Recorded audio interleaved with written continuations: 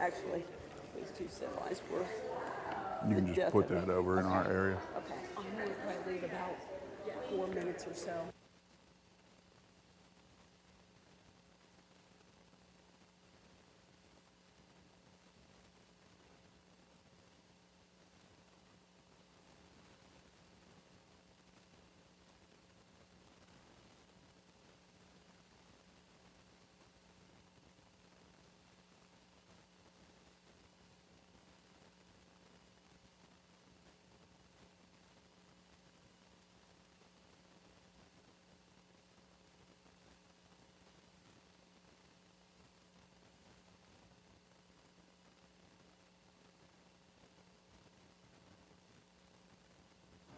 All right, we'll go ahead and begin here this morning. I'm actually trying to stall a little bit because this is probably in a fun way, a more difficult topic. We are going to look this morning at our final section of this class on Proverbs. I kind of arranged signing up teachers and things like that, so I took this one because I thought it'd be a tougher one for a guy to do here. When I look around, there's a lot more women in the room than there are men, and this is, if you know Proverbs 31, this is a look at the woman of noble character. And so we're going to start with a reading, and then we'll go over a couple things here, just kind of discuss what's going on in Proverbs 31, and that will probably end our series on Proverbs. That left us one extra Sunday, so I'm going to kind of experiment with a class next week that we want to run later on, maybe in the winter, where we look at some of the hymns of our heritage, break down the story behind them and the message behind them. So I'm going to try to do one of those next week, and then we'll switch over to fall quarter. It's supposed to be a little bit more fall weather on the way. We're supposed to get a little fall sampler here coming, from what I understand. Okay. Before I read this, how many of you probably already, I'm not saying you can recite it, but you have a general idea of what this chapter is about? A lot of heads shaking here. Before I get into the text, I want you to think of a word or two that, especially the gals in the room, a word or two that you associate with this passage. Just think of a word or two, and then maybe if you're real brave, just shout those out, give me a wave. Word or two that goes with this passage. Anybody? Woman of noble character. It's kind of a poetic chapter. Maybe you're taking a quick refresher look at it right now.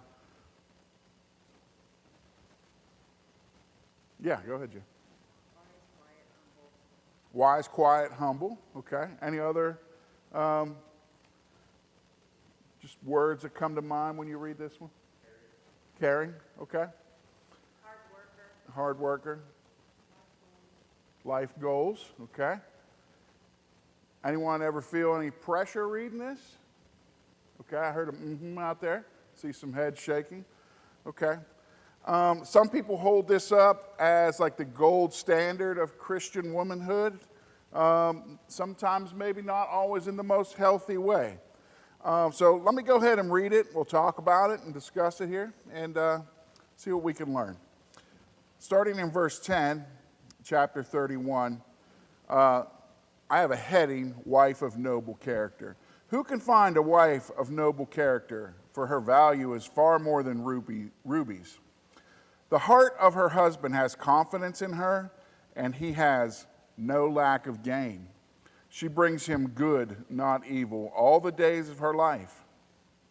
She obtains wool and flax, and she is pleased to work with her hands. She is like the merchant ships. She brings her food from afar. She gets up while it is still night and provides food for her household and a portion to her female servants. She considers a field and buys it. For her own income, she plants a vineyard. She begins her work vigorously, and she strengthens her arms. She knows that her merchandise is good, and her lamp does not go out in the night. Her hands take hold of the distaff, and her hands grip the spindle. Those are weaving tools, from what I understand. She extends her hand to the poor and reaches out her hand to the needy. She is not afraid of the snow for her household, for all of her household are clothed with scarlet. She makes for herself coverlets. Her clothing is fine linen and purple. Her husband is well known in the city gate, and he sits with the elders of the land. She makes linen garments and sells them, and supplies the merchants with sashes. She is clothed with strength and honor, and she can laugh at the time to come. She opens her mouth with wisdom, and loving instruction is on her tongue. She watches over the ways of her household and does not eat the bread of idleness. Her children rise up and call her blessed. Her husband also praises her. Many daughters have done valiantly, but you surpass them all.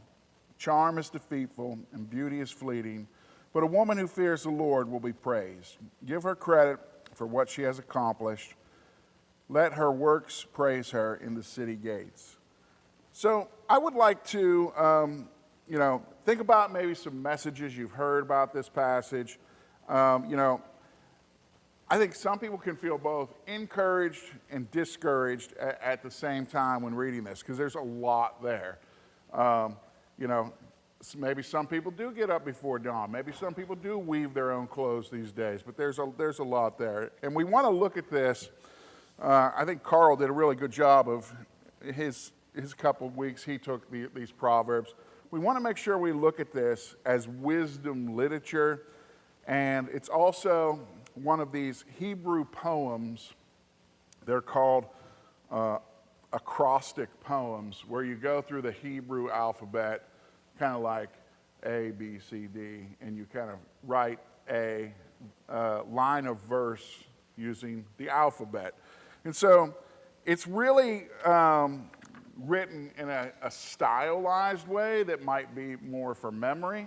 I teach a lot of anatomy and physiology, and I'll use like little memory phrases to help kids memorize a list of body parts in a particular order and things like that.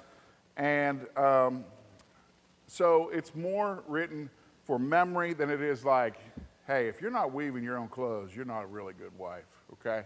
So just kind of keep that in mind. We think it was written from a mother to a king. If you go to the top of 31, back in 31:1, it talks about this King Lemuel.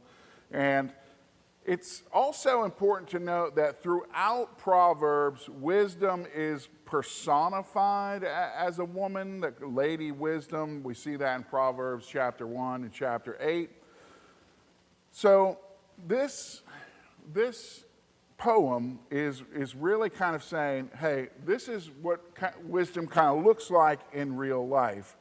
And so if you kind of go through some of the main elements of Proverbs, you kind of see things like, make sure you watch what you say, don't be idle, you make the most of your time. So this I kind of, think that this poem is probably written more as a way to kind of teach what wisdom is than a list of rules. So, we kind of, Angie and I, I've been talking to her about, hey, what do you think this is a good approach on this? We even thought about doing some of these things literally and taking a few pictures and putting them up there, but she just wouldn't participate. She was kind of willing to do a few of them. One of them is like you have to praise your husband's name at the city gates, so she was going to stand there with a poster that said, Jason is really awesome, but we just couldn't find the time to get it done. I said I would do it for a pair of basketball shoes. So That probably went against some of the verses here, so that didn't work. now, years ago, there was a book that was really popular. It was called A Year of Biblical Womanhood. Did anybody hear of that or read that? Okay, I see a bishop raising his hands in the back.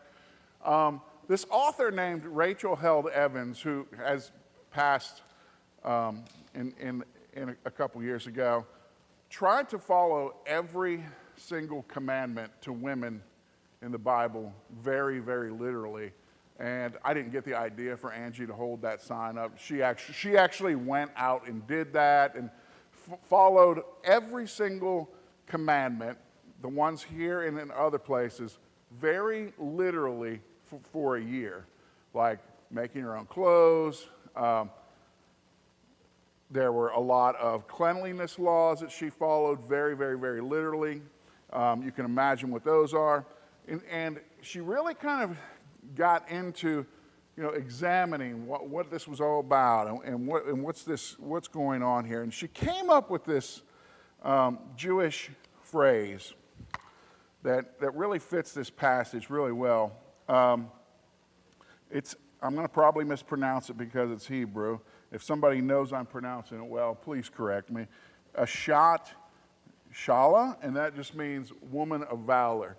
And so this is a Hebrew phrase used in Jewish culture as a sort of like a high five compliment, okay?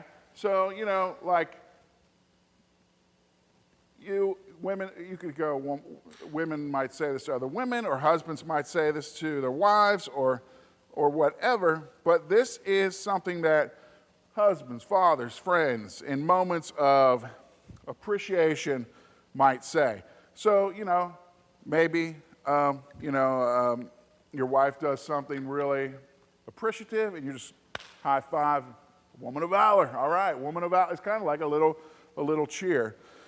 And you can kind of take this as this is more of a celebration than a command or a checklist. So this is a poem of praise, not really of, hey, you got to do all these things to meet this qualification. And so the virtue, a virtuous woman here is in her character and in her courage, and not as much in her roles.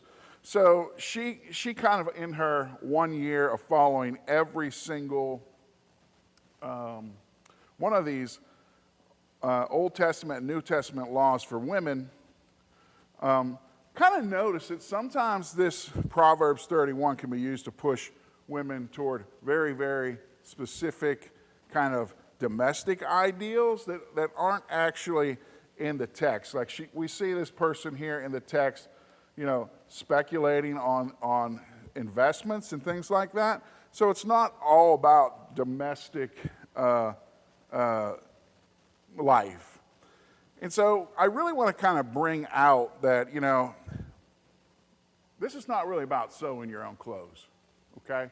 It's not really about, the really, really, virtuous women, they're the ones that make their own clothes. That's not really kind of what we're going for here. It's really about using whatever gifts God has given you faithfully, courageously, and when you use them, being recognized by the people around you who love you and who spend time with you with that ashat chala, like that kind of high five, woman of valor, okay, woman of valor. And so, I don't know, any thoughts on this direction, and have you seen this kind of used, in the past in different ways, or am I missing the mark here? You can tell me that, that's fine. Any thoughts on Proverbs 31 being used that way, or seen the way I'm talking about, or maybe a different way? I'd like to hear what your thoughts are on it. In watching The Chosen. No, what is that? The Chosen is a series that's been on now for 5 years. The life of Jesus. Okay. Viewed kind of from the apostles and how he had chosen them to be around him. And it really brings out, to me, more of real life situations. Okay, now what were you going to say? But I'm sorry, I didn't mean to. That's okay. And I think, so I'm hoping that they're correct on this when they film this, but often in the show, when they start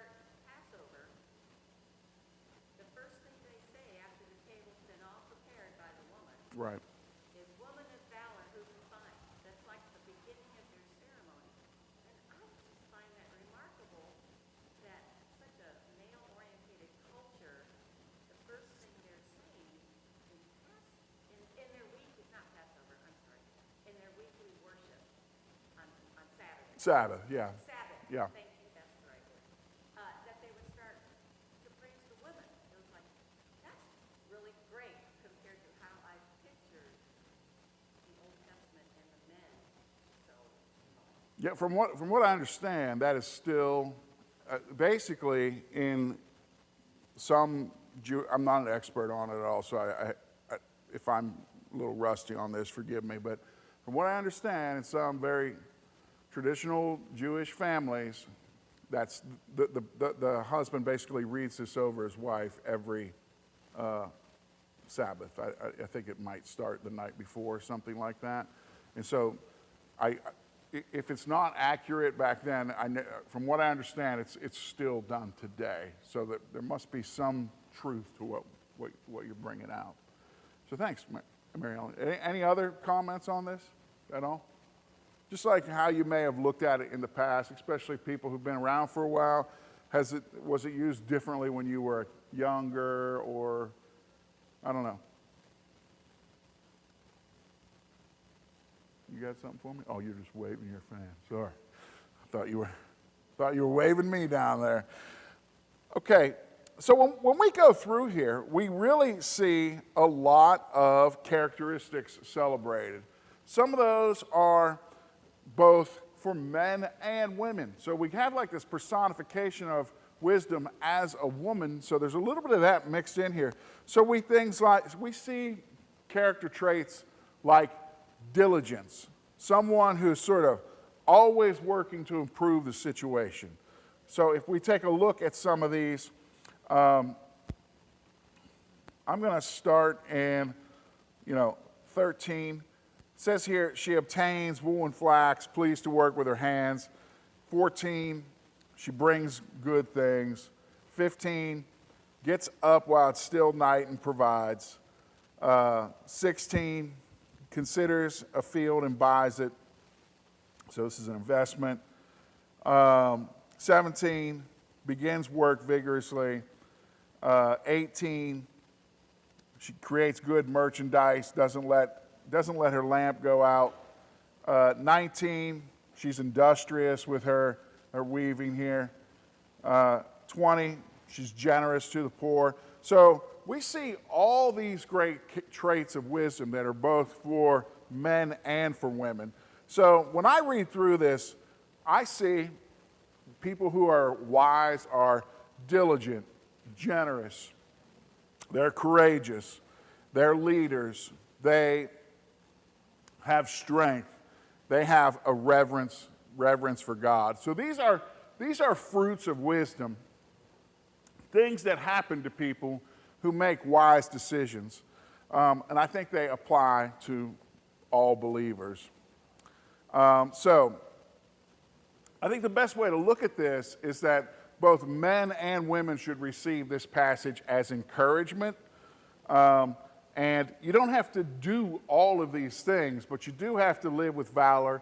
And if you do have to kind of take the lessons about wisdom from the entire book of Proverbs and the Bible at large. So I guess to men, if you're out there kind of like, I don't know if you have an annual performance evaluation at work, but if you're using this as kind of like your wife's performance evaluation, maybe you sit down quarterly with this, you kind of open this up and say, you haven't really been hitting that loom very much this quarter. That'd go pretty far. Yeah, Roger, it would. So I think it's a reminder, we're all chuckling here. Must be laughing because there might be some truth in there. I don't know. But it's not really a checklist for you to do a quarterly performance evaluation for your wife or your potential wife or sit down and, talk about her investments not doing so well that quarter. So I would just be careful with that, guys. We really don't want to use this as a way to kind of evaluate how, your wife or potential wife is doing. It's really a reminder to all to celebrate and honor women and to pursue wisdom alongside them. So when anytime I talked about this woman of valor thing, usually in Hebrew culture, when that is said, it's said by men doing the praising to women. So I guess I'd like to see what you think about, if we were more interested in praising women than we were evaluating and pressuring them, I guess, what would that look like if we were going to live this by praising each other, especially women, and using it to uplift them? How would that look a little different than using this to pressure them? I think a lot of times as men, we are absolutely just blind to some of the pressures that women have. Okay, absolutely. It's just part of life. But how would things change if we here in Marysville were going to use Proverbs 31 to praise rather than to pressure?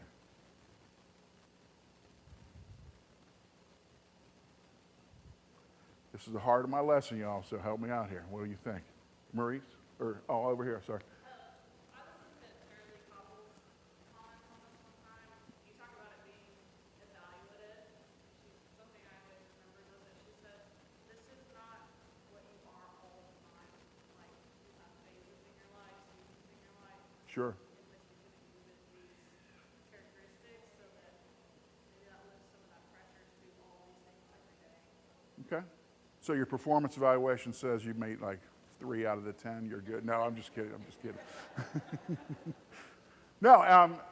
So this person you were listening to, it says these are different phases of the life that you're going through, and you might hit one more than others at certain times.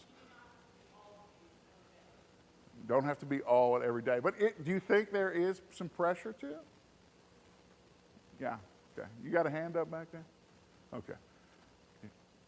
Anyone else have any thoughts on this? How could the way we do things here change a little bit, especially for women, if we were using this more to praise than to say, here's your performance evaluation? Yeah, Roger. I want to go back to verse 10 and look at this from the standpoint of the man. It says, who could find this? How do you look for a woman before you marry him that's going to have these kind of temperaments? That's, I think, who could find it is a very good question to start all this off on as what you're looking for, what you should be looking for in a wife even before you marry. And I don't know how, it's like Solomon, I don't know how you do it. Yeah, I actually have a translation note that says this is a rhetorical question intended to establish that such a noble wife is very rare, almost like who can, do this or who can do that. It's more of, again, we have to keep in mind, it is more poetic. So, yeah, sorry. I think sometimes what you overlook is the very first verse, because it's the words of King Lemuel that was taught by his mother. So his mother taught him. This is an acronym type of thing. If you look at what this chapter, and this is what his mother has taught him to be looking for in a wife. And he must have listened because he quoted all these verses. And that's what she taught him. Are we teaching our sons and our daughters to look for this in a mate? Yeah, that's a great point, Donna. If you learn CPR or you're in healthcare, we use little things like that. Nurses and doctors probably know if someone's unconscious, ABCs, right? Airway, breathing, circulation. Those are like don't ever forget the most basic thing. Is their airway open? Are they breathing? And do they have circulation? And so I think what Don is kind of saying there is this is a poem that was written in a way that was meant to be memorized, So, when we look at, either how we're praising each other, how we're evaluating things, how we're looking for people to build a family with, boy, are we teaching people in the church that these are the characteristics you're looking for in a spouse or a mate? I don't see anything in here about how they look or anything like that. So it's all about character. So are we teaching young people to look for these character traits in the people they're going to build a family with? Yeah, go ahead.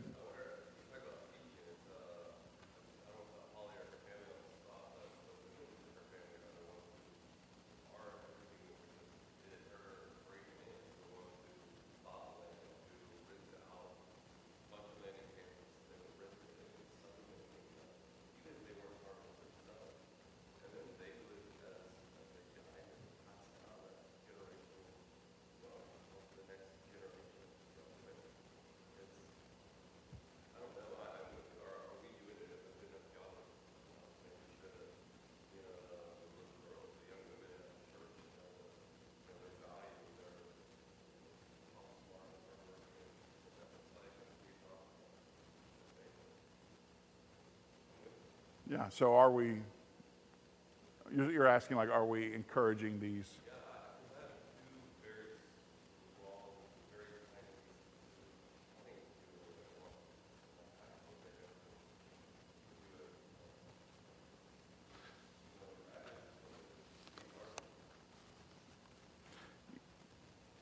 Yeah, I think even if we are, we can always do a much better job. So it's kind of my next question is, we have things like Mother's Day and times to honor wives and mothers and things like that. But how can we here at Marysville in our church and our family, how can we speak this blessing that basically means woman of valor? Like how can we do this more often here at Marysville? How can we become a people that follow this by recognizing women of valor more often? When I look around and Patty's asking for people to cover all these classes, boy, there's a lot of women of valor back there right now covering all these classes week after week after week. So just I encourage you to just drop them a note, recognize them, maybe give them a break, jump in and take a turn. There's all kinds of ways I think we can do that, and it's just one tiny one. I just noticed that one here a lot lately, because in the bulletin we could use one or two more people to do this. We could use one or two more people to do this. And there's a lot of people that are back there all the time, every week. Let's make sure we give them a woman of valor high five every once in a while. And it's not just that. There's so many other roles, both that are very visible here and are very, very invisible. A lot of the work that women do is caring work that just doesn't get recognized, whether that's caring for elderly parents, caring for younger children, or just caring for family in general. So let's make sure we're recognizing all that labor in ways that we should. I don't know, any thoughts on other ways we can get better at giving the women of our congregation this, you're a woman of valor, high five? Any other ideas? Yeah. When I was raising kids, I started using words in the Bible as to what they were doing. I didn't just say, you were very good in that situation. You did such a good job at being patient. And we use words. So maybe we could go through this scripture and just find things that when we notice somebody, we could use that phrase and be specific. Because that is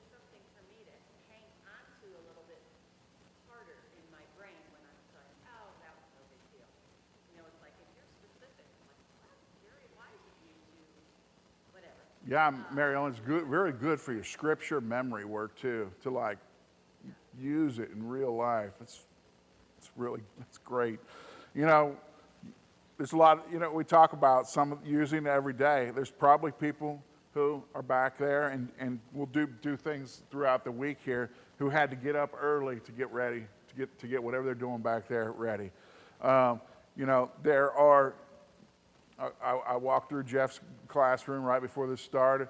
They got all kinds of little treats out there. He is literally, and him and Sue are providing food for their household. And so I smell popcorn come out of that room every week. But that just doesn't happen. Like somebody had to go get all that stuff ready. And there's like a little treat buffet in there they have for them. All those little things that people do, they don't just roll out of bed and hand them a lesson outline and go. All these things require lots of preparation. I'm kind of picking on the class thing this morning, but it's no different than someone preparing for one of these get-togethers we have.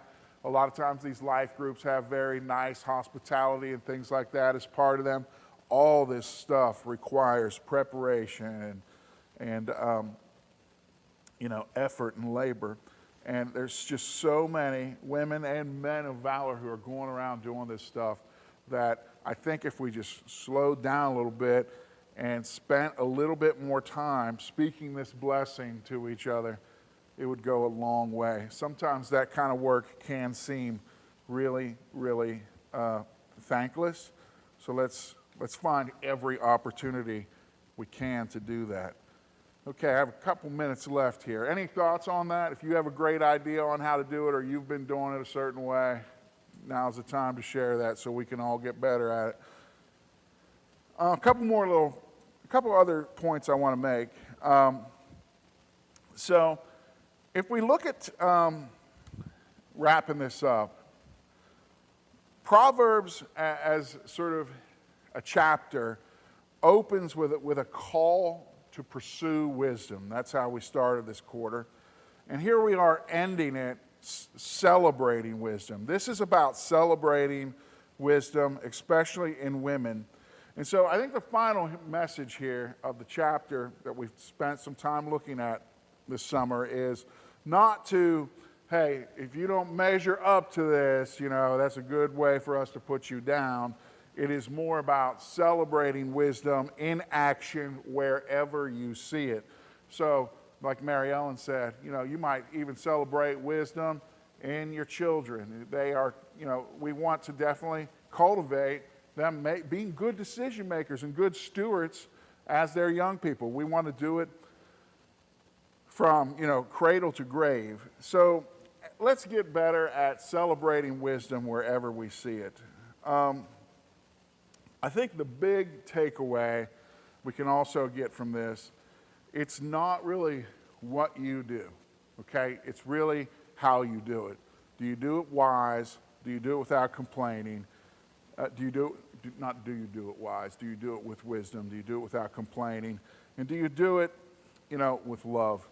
And so it's not really about, like, we kind of joke about making your own clothes and things like that. It's not really that. It's about doing it with love and wisdom. So I think a couple challenges I'll leave us with in the last couple minutes here. Daniel, in a couple minutes, I always try to give everybody heads up. Can you close us in prayer after I wrap up?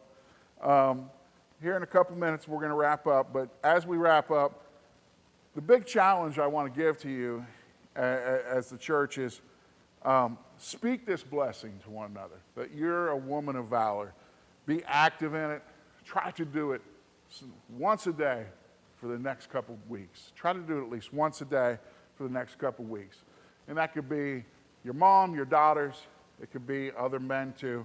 But let's really try to do it to the gals among us who are doing all these virtuous things, okay? For the women in here,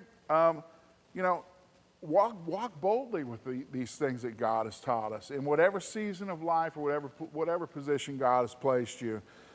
It's not really about, again, doing these certain things. It's about using the wisdom God has taught us here in Proverbs, and that we've gone over this entire quarter to do this right. And here's another challenge for men. Honor and publicly recognize the women of valor around you. Okay? Do it publicly. And do it authentically, and just do it with love. And yeah, go ahead, Roger. I keep hearing your verb, do, do. And I think that's part of everything you just said. If you don't start with do, you don't get none of it. Thank you, Roger. Let's do this week, this month, the rest of this year. So I guess in the last couple minutes we have left, if anybody wants to do that right now, if you could today, right now, if you would want to bless someone with those words, Ashat Chala, which you can say woman of valor, you don't have to say it in Hebrew. If you could bless somebody with those words today, who would it be and why?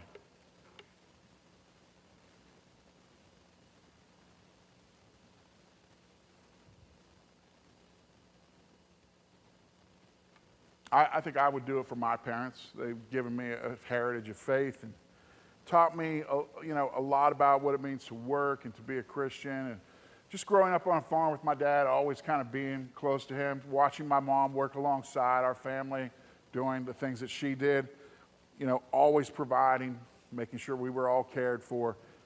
Definitely women of valor in my life with my mother, grandmother, teaching me so many things. I would do it for them. Anybody else have one, maybe, of someone that you want to recognize? Yeah?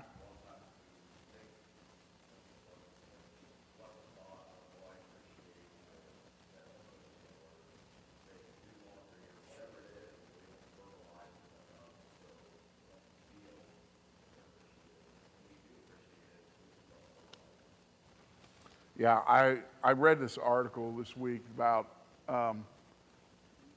so many times men see home as a place to relax, and women see it as a place like where they're working all the time. Even if they're working outside the home, come home and work more and work more and work more. It's just a fact that in most homes, women are doing a lot more of the care work than men are. So take some time to recognize that. A good way to recognize that is to jump in and do some of it alongside and with her, okay? If anyone has any more thoughts, speak now or forever hold your peace. Yeah, go ahead, CJ. I was just going to say, because you talk parenting, and Clarkson talks about, I thought Daniel had a great point earlier too. We look at these young women, maybe because they're not getting married to really nice recognition that way, but the importance of being a wife, spouse, or whatever, at that point is helping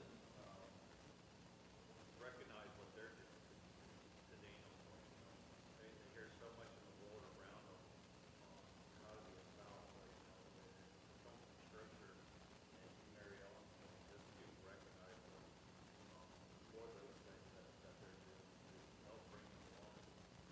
It's not what they're hearing in the world around them, it's just their responsibility to what a marriage should look like. So I think it's very cool that we can help these younger ladies, younger men that get ready for that time of life. Yeah, you bring out a really neat point about what the world says is a woman of valor. Boy, way different than what, so young women have a lot of different pressures on them sometimes. You want to go ahead and close this out? Father God, thank you for this quarter, and thank you for allowing us to have the time to slow down and think about this, or think about what wisdom looks like to us, and how we can implement it in our own lives. Father God, as we go throughout the week, throughout the day, please be with us as mothers, as fathers, as brothers. Help us to be patient, help us to be kind, and please help us to be the best example for the generation after us. We encourage those around us, and just be with us and keep us safe throughout this week. We pray. Amen. Amen. I was pretty nervous to teach this one. You guys were nice to me, so thank you.